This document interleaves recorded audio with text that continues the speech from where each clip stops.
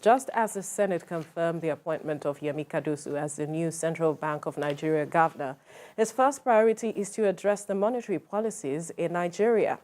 In his opening address, he promised to pursue reset evidence-based monetary policy and measures to address challenges in the country's foreign exchange market and stabilize the exchange rate. As naira to a dollar stands at almost 1,000 naira, he says he and his deputies will come up with rules that would enable transparency and accountability in the sector. But joining us in the studio is the CEO, Finance with Mukhtar Mohammed. Good morning, Mukhtar. Good morning. Thank you for joining us. My pleasure. Interesting to see Yemi Cardoso speaking in this manner. And I'm wondering what you interpret from what he is saying. Well, I think he says what everybody wants him to say at the moment. Right. At the moment, it's all about exchange rate, exchange rate, exchange rate. So, like every other CBN governor that have ever come into power, I think exception from Chikuma Soludo and maybe Lamido, Sanusi Lamido. Because for Chikuma Soludo, we're talking about policy, how to recapitalize the bank. Then for Lamido, Sanusi Lamido, we're talking about the financial crisis, how they affect Nigerian bank. I think for Emefiele, when he came, we already had this FS crisis also at that time. So it was all about what do you want to do if you become the CBN government. And he had the magic word at that time when he brought in the import-export window. Yeah. So that cooled down. So we're expecting Cardoso to bring us the magic word that will bring down the exchange rate. I think we don't have a problem when it comes to official exchange rate at the moment. Nigerians are now saying, look, if I can get at the official price, it would have been better than the difference of about 200 and something naira. It's an Herculean task for him to do.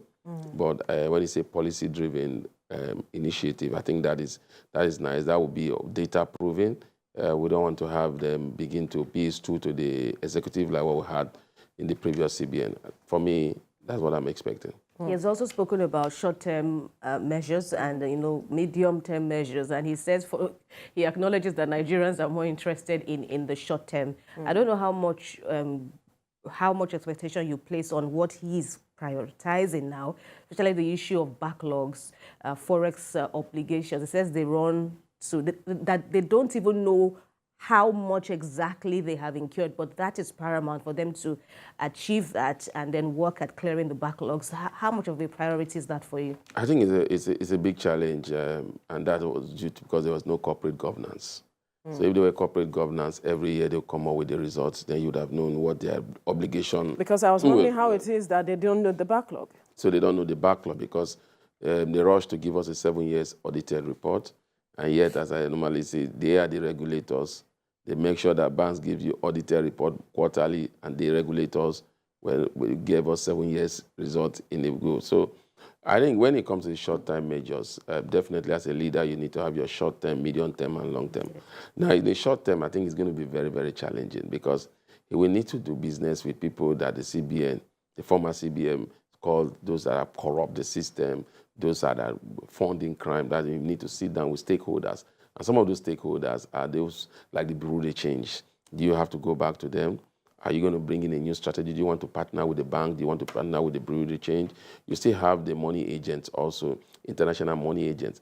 And unfortunately, again, for Yemi Cardoso, you also have the app, what I call them, the money agent that comes through the digital app also that exchange money for Nigerians. So most of these remittance don't find themselves into Nigeria. They find themselves into the accounts of these people in naira in Nigeria. So those are part of the challenges, and those are the people that he has to look at and say, do I really want to work with these people? So if I want to work with them, what are the short-term benefits? The short-term benefits should just be one thing: stabilize the exchanges, stabilize the exchanges, stabilize the revenue. I think that's what he's more interested in. Paying those backlog, I wonder how much they are. If they're up to 10 billion, like we say, then that means our reserve is running on the negative based on their audited result, even if they've come out to deny that. But paying up those backlog could be a game changer, because what we mean about those backlog is that we have effects in the system. And once you have effects in the system, the demand and supply will come to pay. Once you begin to pay the airlines industry, and then the airline said, okay, you know what, we can now begin to collect ticket from Nigerians in naira, then that will bring down the pressure. The pressure will not be on the dollar, and then you see the naira will stabilize. Because now most airline agencies are charging Nigerians to pay them in dollars, and so Nigerians are looking for it because it's not cheaper to pay in dollars than in naira. They will tell you, okay, if you want to pay in naira this amount, you want to pay in dollars this amount. So Nigerians are now sorting for dollars, so they rather pay in dollars so that they will bring down. And so that is creating the volatility that you are seeing in the especially the secondary market.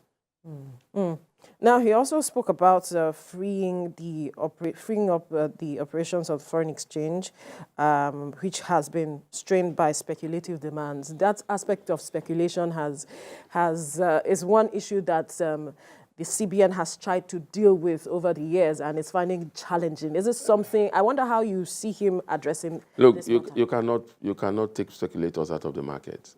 Really? Globally, speculators are always there. So you can't say, oh, you want to scream them. You can't take the only thing you can do for speculators is to get their fingers burned. How? Come up with policies. If your policy, speculators are striving on uncertainty. So they strive on uncertainty. So create certainty into the system. You know, the former CBN governor said that time that the speculator were going to have their fingers burned because the CBN is ready to pump in more dollars. Yes. So once you have those supplies. And we saw some reaction from them at some point. Then afterwards, everything went back to normal. Once you create the market, the speculators they are there to make money. They call them, they are there to speculate to make money. And they are the ones that get their hand burned. You cannot stop speculators from any market globally. You just come up with policy. You don't need to partner with speculators. What has been our challenges has nothing to do with what the speculators are. The speculators are just striving on our uncertainty. So what you do, create certainty. What's the certainty? Increase supply. Once you have supply, I can meet up with my demands. I can go in there.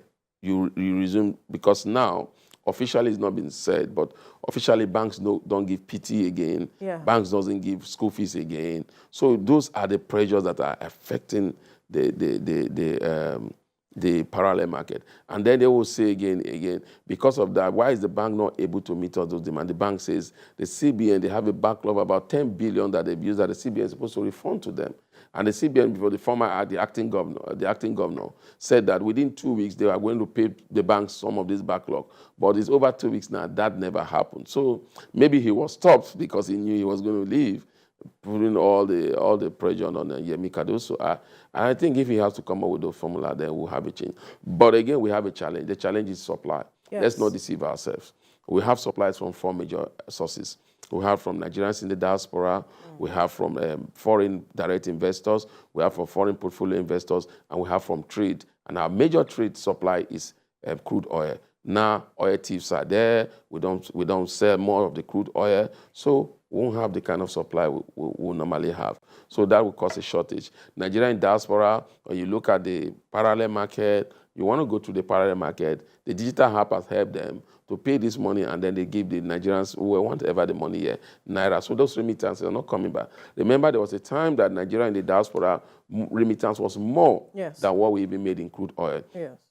Foreign direct investors, you must create the macroeconomic environment is very challenging at the moment. So they won't want to come, especially when you have an exchange rate in the parallel market that is going as high as 1,000. And then even the official market, you hover between 800, 700, 750. They want a stable rate to come in.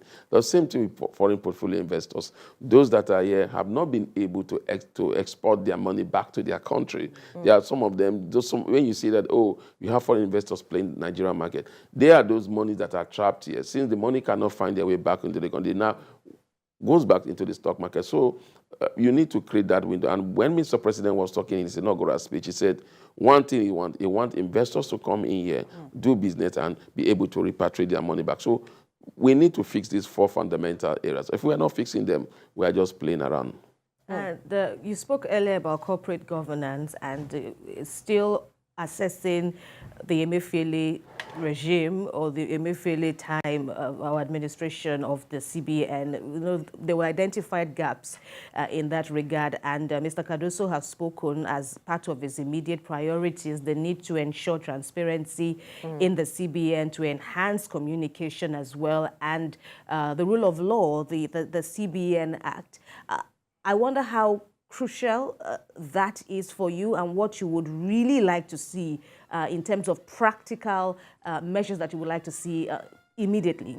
I want to say corporate governance. Once you have corporate governance, you fight corruption, you fight everything that because if we've been having some corporate governance, we would have known that the CBN, the CBN have given federal government way above the ways and the means in the last administration, because they collected way above it.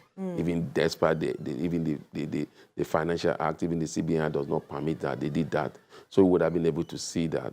Now, when you talk about policy, I want to see Cardoso being firm, being what we call it, the independence, to maintain the independence of the CBN.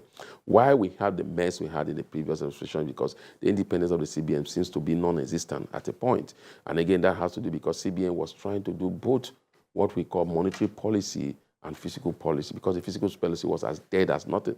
Government, CBN were trying to bring rate down, hike rate, yet once you hike rate or you bring rate down, the next response should come from the fiscal side to see how they can help their people not suffer so much from the hit from those hikes. But in the last administration, that was non-existent. So the CBN dabbled into where they were not supposed to dabble, then spend hard-earned money in those places. Because they are not made as an entity to recover loans, some of this money, they couldn't recover it. Because CBN all over the world sometimes intervene with them in the market, in whatever sector, but they do it through the commercial bank because they don't have the tools to go after these people to collect those loans. But we saw a CBN that was doing direct intervention. And if you listen to if you read what the special investigator have said in the papers, though we've not had the paper publicly, you realize that most of this direct intervention was a conduit pipe to corruption. So we need to see corporate governance. That's first thing he needs to bring in there. We need to see the independence of the CBN.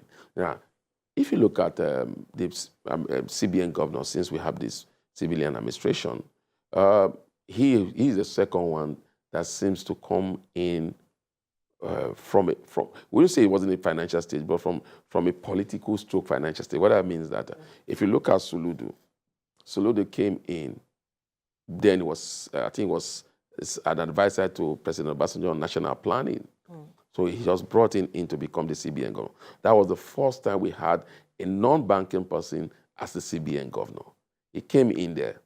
Then, now, the next person we had was a financial president, Lamido Sanusi Lamido.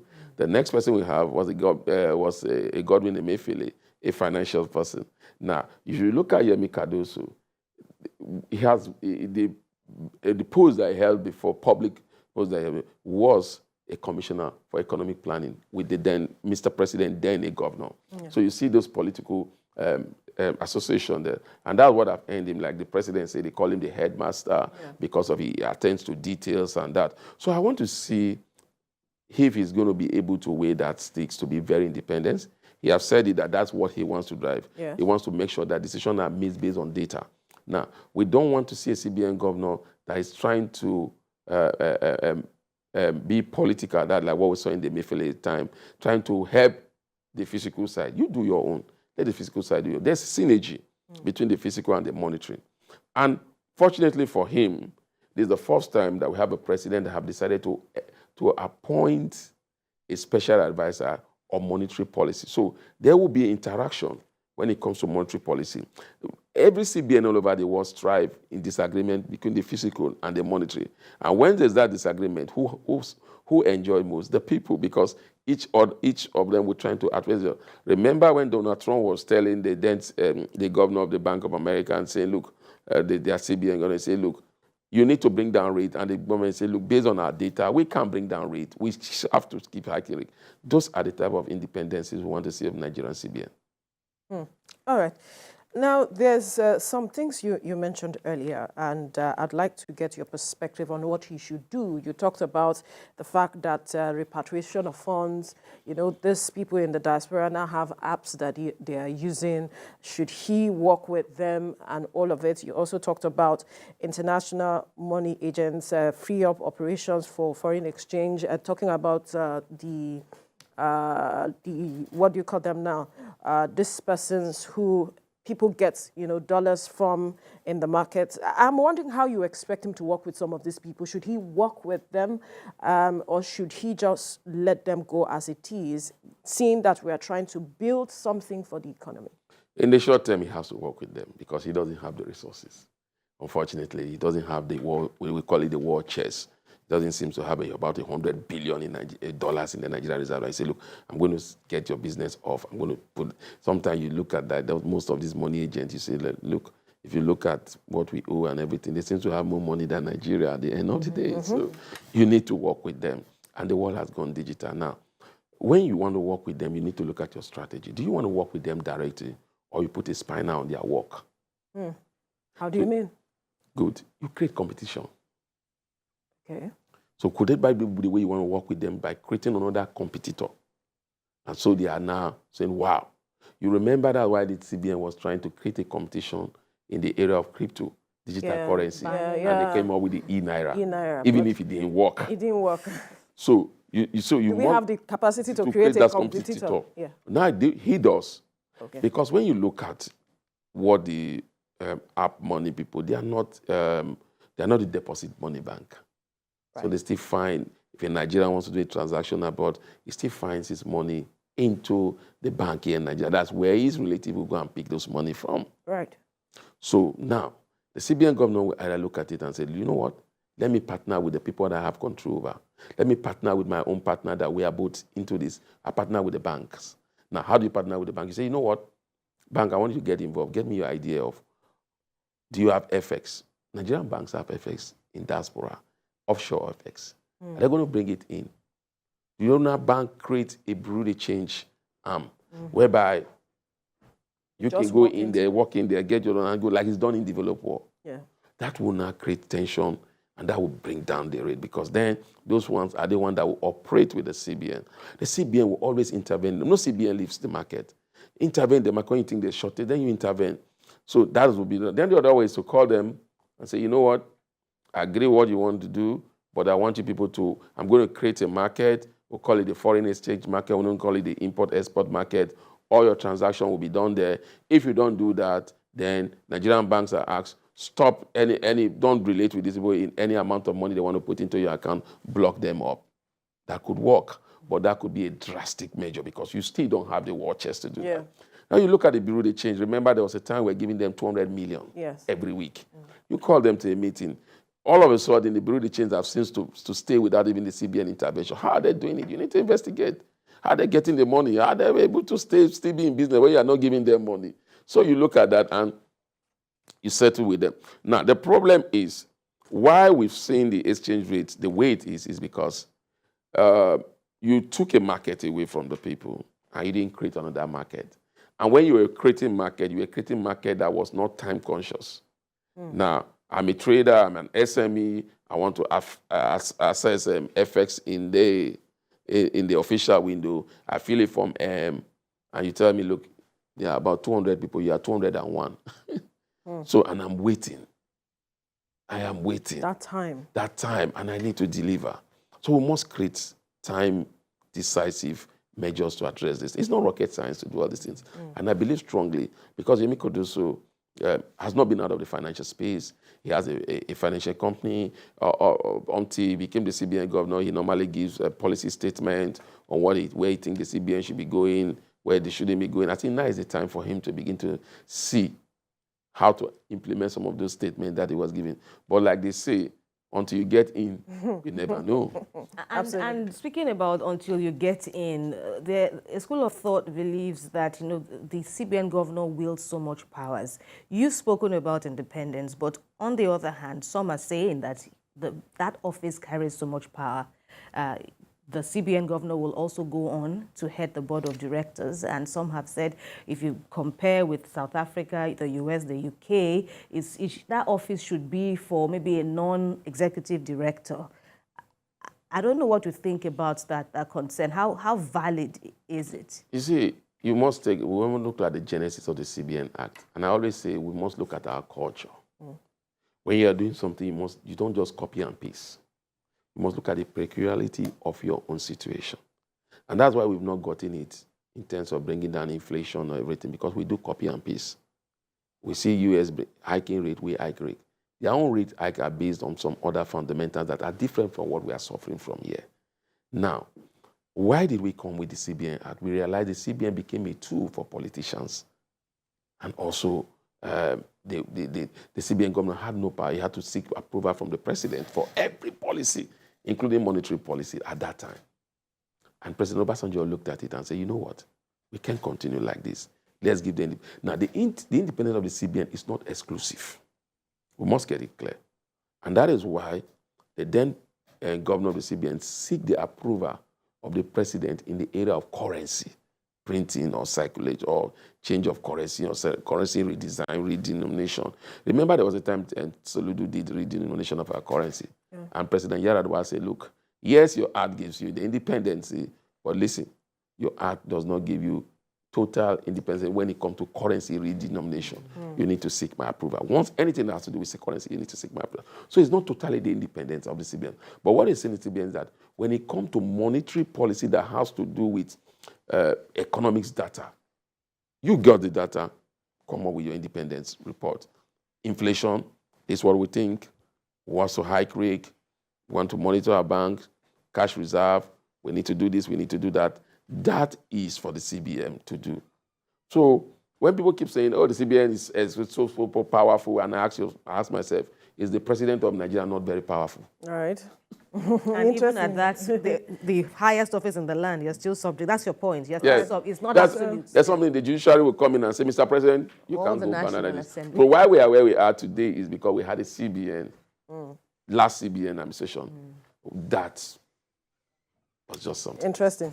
Now, if you look at yesterday, there was, some trending video where someone was calling for the commodification of the naira, and the person was trying to get the president's attention and was just screaming commodification of the naira and all of it. And I'm wondering what you make, because I tried to research on that, and then I said I'll bring it forward for you to talk more on that, if it is also a direction. What is communication of? What does the person mean by communication of the naira?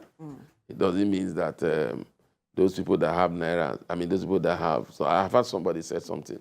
A person to me said, you know what? What the CBN would do, or what if the CBN should tell the banks that, okay, all Nigerians that have dollars should change it to naira. You can't do that. So they take it to court, and it's their fund. They have a right to hold currency on any currency of, as long as it's as a means of exchange. I don't think that will work. Look, everything everybody says, let me tell you, the main challenge is supply. Address supply. You won't have this problem. All day, every talk. Even the CBN governor, after talk. He needs to address supply. And that is why he's saying, the first thing I'll do, he guess what he says? I will pay up. Yeah. That is supply. Put money into the system. Put dollar into the system. Look, if we stable the exchange rates, we are not only going to attack stability, we will bring inflation down immediately. How? Because most goods that Nigerians use are imported. Yes. So once you stabilize that rate, those goods will come down. We are talking about the PMS price going up, and it hasn't gone up. People are saying, oh, government has paying subsidy through the back door. The whole challenge we have with the PMS is just exchange rate volatility. That's why we are not having the competitors. The NNPC still remains the sole importer of crude, refined petroleum product into Nigeria. Yeah. So you need to just address the supply side. Look, no matter the story you talk, no matter what you are going to do now, it will not work if the supply side is not taken care of. If you like the previous CBN have done, they have high rates. They have said, okay, with this rate, I will attract investors into the country like we did in the import-export window. Because there's no stability, no investor wants to come to your market at 780 naira, then he's exiting at 900 naira. So that means he has to make a gain or above that means to make any profit. Everybody wants a stable exchange rate. Absolutely. So he needs to do that. As it stands now, the good news for him is that we now know that the naira is undervalued to the dollar. Before they said the naira is overvalued to the dollar. Now the naira is undervalued to the dollar. There's no reason whatsoever, like you said, speculators are the ones. There's no reason whatsoever the dollars and the naira should be exchanging for 1,000 naira. We are not a pariah nation. We are not in war.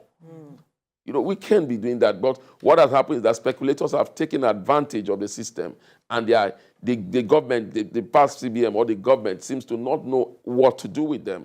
So once you bring in a system that will cope them, you have the results. The unification of that forex rate, months ago was largely applauded, but looking at it in principle and practice now, at least we see, but nothing seems to have changed. What should he do?